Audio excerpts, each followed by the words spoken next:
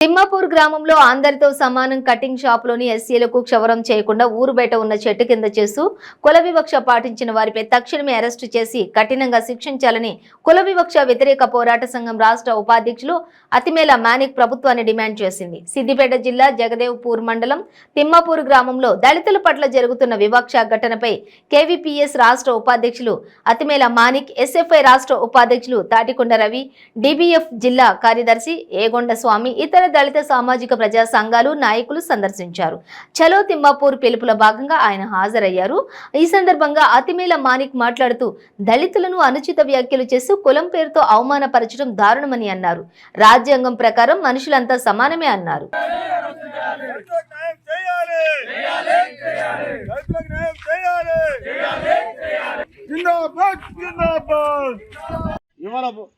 కమలా శంకరంపేట దగ్గర కమలాపురం అనేటటువంటి గ్రామంలో అందరు ఊరంతా బోనాలు తీస్తారు. బోనాలు తీయడానికి పండగ చేస్తారు. ఆ పండగ చేయడానికి దళితులు కూడా అందరితో పాటు డబ్బులు ఇవ్వాలి, బియ్యం ఇవ్వాలి, నూనె ఇవ్వాలి, పప్పులు ఇవ్వాలి, అన్ని ఇవ్వాలి. కానీ మీరు మాత్రం బోనం ఎత్తడానికి వీల్లేదు, డప్పులే కొట్టని చెప్పేసి ఈరోజు హుకుం జారీ చేస్తారు. దానికి వ్యతిరేకంగా డప్పులు కొట్టం బిడ్డ, మేము బోనం ఎత్తాం, ఎవడేం చేసుకుంటాడో చేసుకోండి అని చెప్పేసి పెద్ద ఎత్తున ఉద్యమం చేసి బోనాలు తీస్తే అడ్డుకుంటే 16 మంది మీద కేసులు పెట్టి జైలు పంపించినటువంటి చరిత్ర ఈ ఉమ్మడి జిల్లాలో ఉన్నది బిడ్డ. ఖబర్దారా అని చెప్పేసి హెచ్చరిక చేస్తూ ఉన్నాం. అందుకని అనేక చోట్ల ఈరోజు దళితుల్ని అవమానం చేసేటటువంటి పద్ధతిలో ఓ తోట దళితులను మీరు బొంద కొట్టమని చెప్పేస్తే మీ పనే బొంద కొట్టాలి అని చెప్పేసి ఎక్కడో యూనివర్సిటీలో చదివిన పిల్లలు అంటారు. వాళ్ళందరూ ఊళ్ళకి వచ్చి మేము డప్పులు కొట్టాం, మేము బొందలు కొట్టమని చెప్పేసి గ్రామంలో మీటింగ్ పెట్టుకుంటే మీరు గ్రామంలో మీటింగ్ పెడతారా? మీరు బొందలు కొట్టరా? మీరు బొందలు కొట్టకపోతే మీకు పనులకు విలువ ఇవ్వమని చెప్పేసి, మీకు ఊర్లో సామాను ఇవ్వమని చెప్పేసి, మీకు ఊర్లో నీళ్ళు ఇవ్వమని చెప్పేసి ఈరోజు సాంఘిక బహిష్కరణ చేసే దానికి వ్యతిరేకంగా పోరాటం చేసి ఆ ఊర్లో ఉన్నటువంటి పెత్తందారుల యొక్క కోరలు వంచి బిడ్డ మేము చెప్పిందే ఈరోజు న్యాయమైనటువంటిది. మీకు కొట్టడానికి ఎక్కడ రాజ్యాంగంలో రాసి లేదు, చట్టంలో ఎక్కడ లేదు.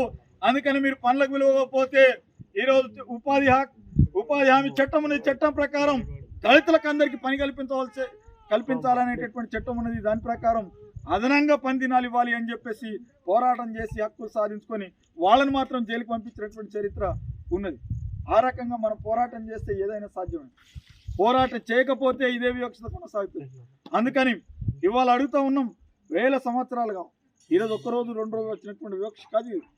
కొన్ని వేల సంవత్సరాలుగా మన తాతలు ముత్తాతలు ఈరోజు వివక్షకి గురయ్యారు. ఆ రోజుల్లో మనల్ని గుడెక్కనియలేదు. ఆ రోజుల్లో చౌడికాడ దగ్గర వాళ్ళందరితో సమానంగా కూర్చొని ఇవ్వలేదు. ఆ రోజుల్లో ఇసిరేసినట్టుగా మన బస్తీలని ఇసిరేసినట్టుగా ఉన్నాయి. ఇప్పుడు కూడా కంప్యూటర్ అనేటటువంటి నేపథ్యంలో అందరూ చదువుకోవాలి అనేటటువంటి మనుషులంతా సమానం అని చెప్పేసేటటువంటి పద్ధతిలో ఇప్పుడు ఉన్నటువంటి టెక్నాలజీలో కంప్యూటర్ యుగం అని చెప్తున్నటువంటి తరుణంలో వాళ్ళ దళితుల పట్ల వివక్ష జరుగుతున్నటువంటి పరిస్థితి ఉంది. అనేక పద్ధతిలో కులం లేదనేవాడికి